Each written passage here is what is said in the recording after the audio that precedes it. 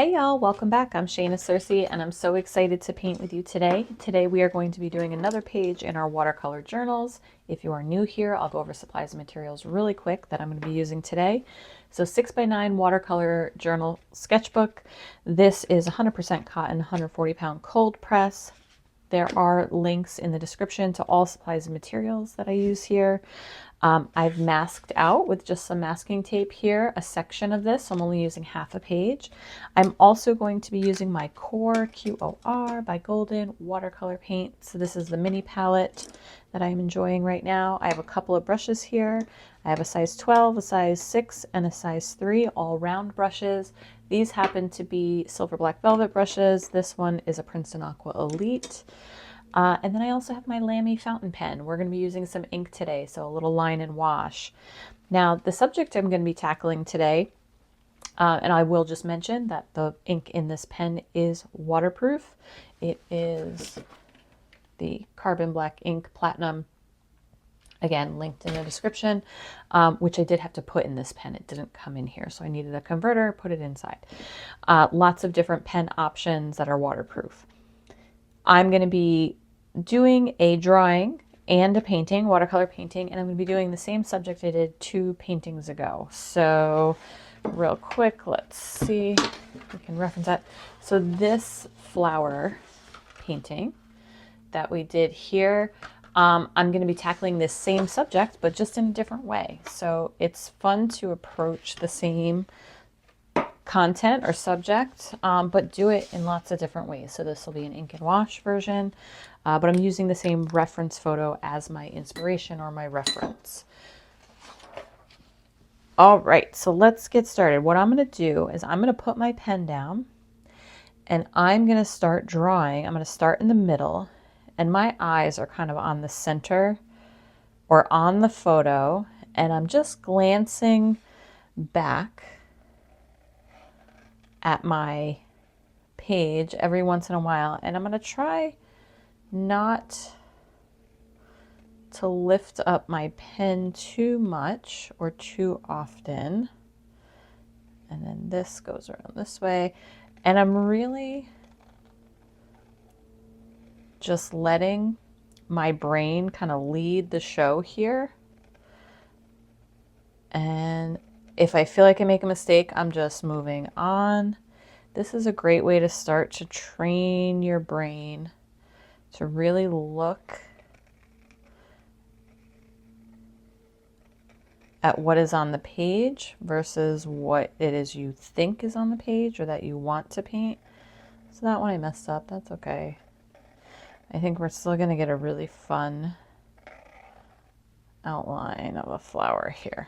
Okay, so we have this kind of wobbly, wonky flower. I'm going to go in here and doodle in some texture in the center.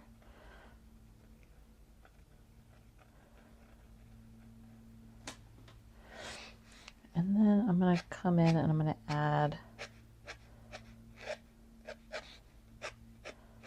some crease lines.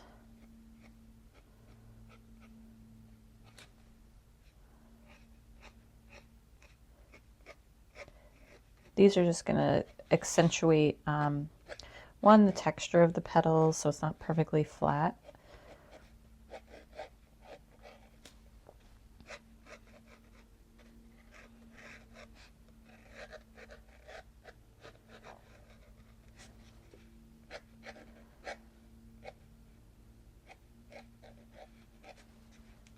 And then we're going to come in and we're going to add paint. After we do this ink, we're going to let it dry for a minute. So there is our flower. And then there's also some like grasses that are in focus over here. I'm not even going to look at them. I'm just going to glance at them and then add in what I think would be interesting. So grasses, and then everything else is kind of a bokeh background, very soft focus. And we're going to do that again as well. So I'm going to put in the background first. I think I did the background second last time. This time I'm going to do the background first, but really give your ink a moment to dry. You might want to step away for just like a minute or two. I can hit it with a little heat gun, just a quick kind of blast.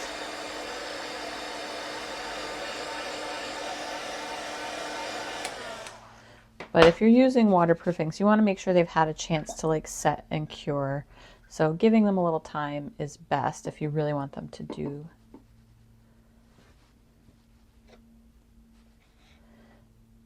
And I think I did wet on wet last time with my bokeh background. I'm going to do wet on dry, but I'm just going to use really, I'm going to go around my flower, but right over the grass area. And basically I'm just putting on a wash of green. I'm using sap green. I'm using my bigger brush so I can move quickly.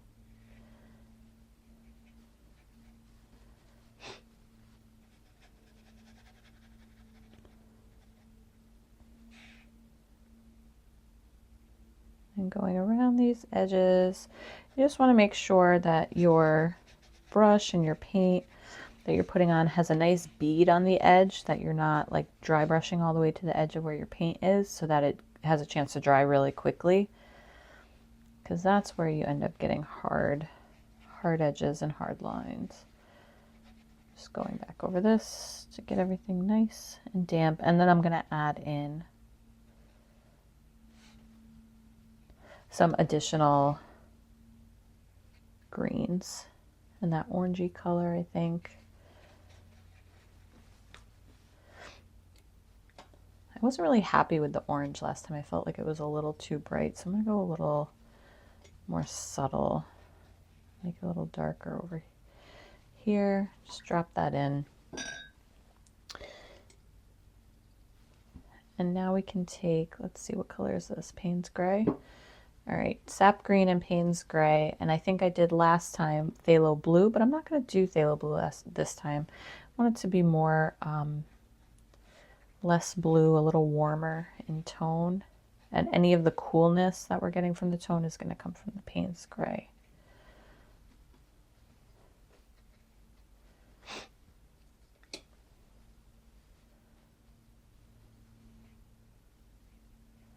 So wet on top of a wash pretty much works the same as wet on top of just water.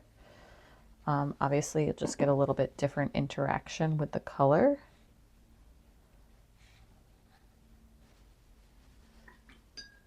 You won't be working on a pure white background.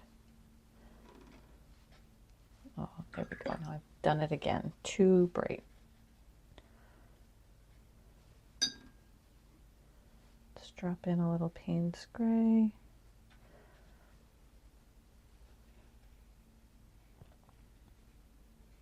You know, I could go over this stem as well.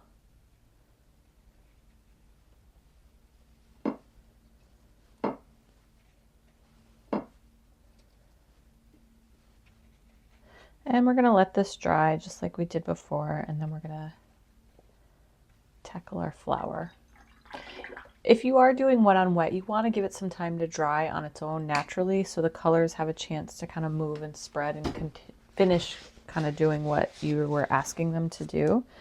I'm going to come in and just lightly dab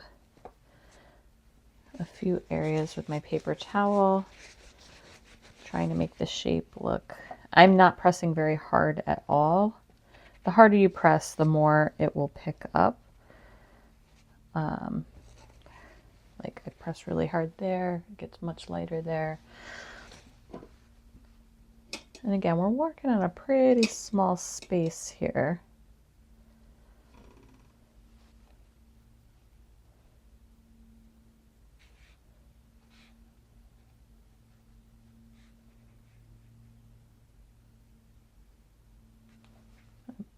Just get right in between those petals right there.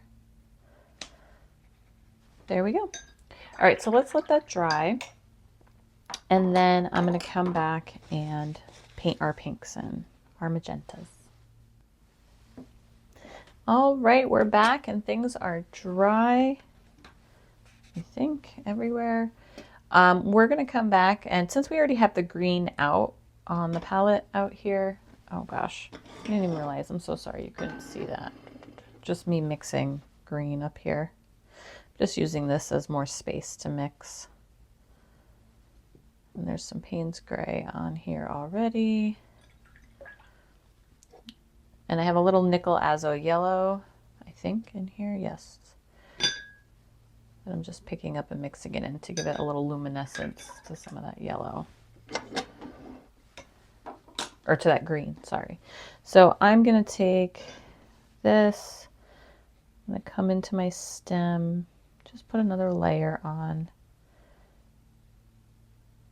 With the dark outline, there's no mistaking that there's a stem there of the ink. Then I'm just going to come in with this dark olive green color. And then for my grasses, same thing. I'm just going to kind of follow along with what I did down here. If I don't get it perfect, that's fine. If I have some shapes that are a little different than what came in the ink, and I can always go back and like re-outline.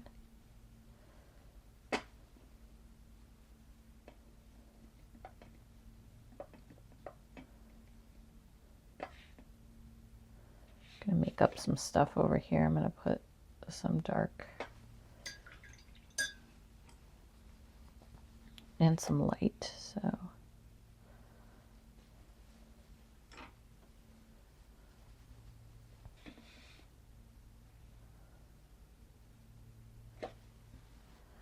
there we go. All right, so let's switch to our magenta. Just have this little pot here, this little spot for magenta. We don't need a lot, as we saw last time, to preserve that glowiness. I'm gonna add a lot of water. I have switched to my size 3 brush. You could switch to whatever works for you. And then the center of this is that darker color. So let's start in the middle. I'm just going to kind of go around to all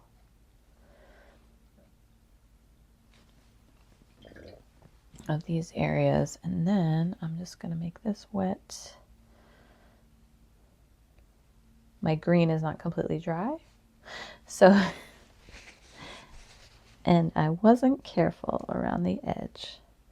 I don't hate it. I think it looks fine, but it's not really representative of the picture that we were painting.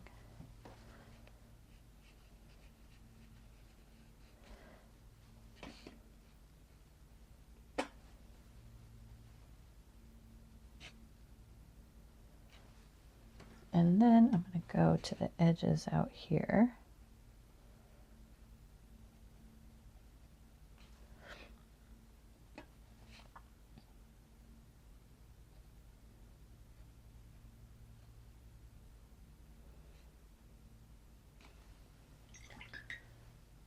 Take my brush, blend them out, rinse my brush off. Now just coming in the center with some water.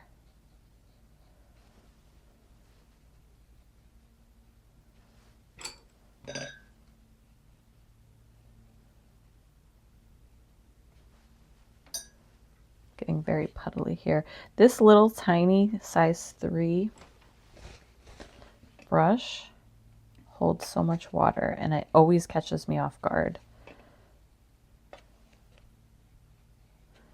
I'm always like, where did all that water come from in that tiny little brush?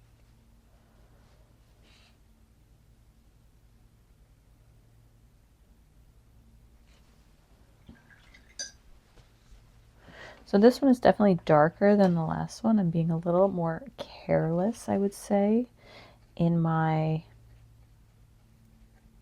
blending.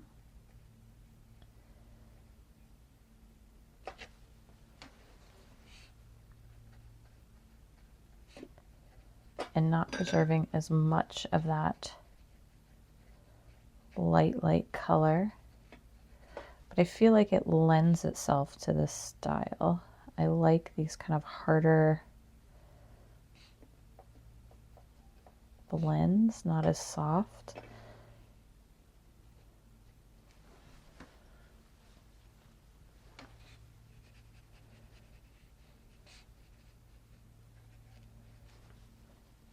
Almost like a sketchy, like rough sketch with paint. All right, I'm going to go back in the center. I'm going to take a little Payne's gray into my, oh, that was a lot, into my pink here, right around the center. Just going to dollop that in and let the wet on wet do its thing, so it really creates that deep kind of crevice in there. And it does, once you put that darker color, it helps these lighter pinks pop and present as more kind of white or lighter. Contrast, contrast, contrast. It is your friend.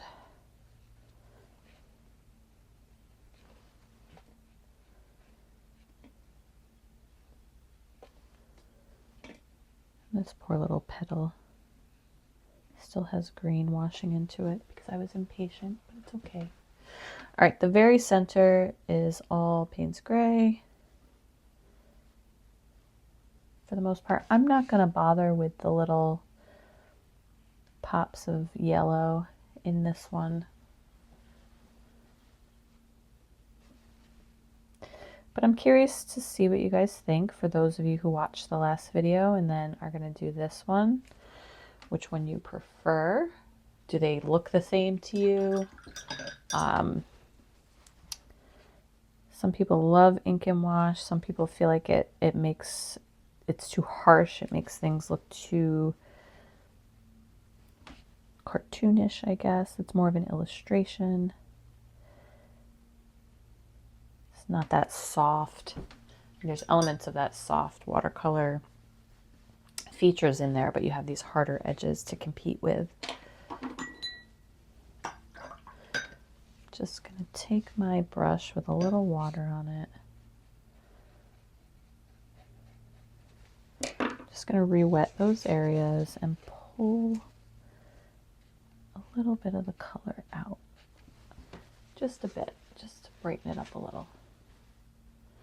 All right, I think I'm done. I think I'm going to take my tape off and see where I'm at. So yeah, let me know what you think. Do you like painting the same subject more than once in different styles? You could also do this by drawing it out in pencil first and doing very, very delicate layers, and really taking your time on each layer to get as accurate to the photograph as possible. I have to really be in the mood for that type of painting and really love the subject for that, but I really like this. Let's see. So here is the original. I have another one painted on the other side that was like a precursor. So this is the softer one, and it's larger here. And then here is another version, smaller, but it has those, oops, sorry, bonked the camera. Has those harder edges of the ink and wash. Still a lot of fun. Let me know which one you like best. Don't forget to check out the description for links to supplies and materials that we use here. If you have questions about anything or name brands or how to spell things, it should all be in there. Don't forget to leave a comment, share with a friend, and also like the video, subscribe to the channel if you haven't done so already, and we'll see you for another watercolor journal page very soon. Thanks y'all, happy painting.